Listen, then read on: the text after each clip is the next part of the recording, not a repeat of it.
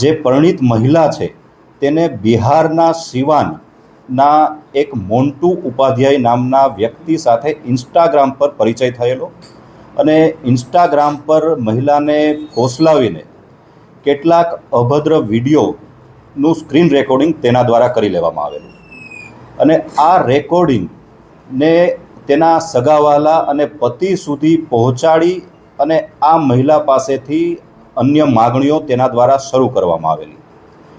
આ ઘટનાથી ગભરાઈને મહિલાએ આત્મહત્યા સુધીની આત્યંતિક પગલું ભરવા માટેની તૈયારી કરેલી, પરંતુ પોલીસ સુધી આ મામલો આ રીતે પહોંચતા કાયદેસરની કાર્યવાહી કરી એફઆઈઆર દાખલ કરવામાં આવેલી અને આરોપીને ઝડપી પાડવા માટે અમરોલી પોલીસના ડી સ્ટાફના સિલેક્ટ કરેલા કોન્સ્ટેબલરી સ્ટાફને મોકલવામાં આવેલા।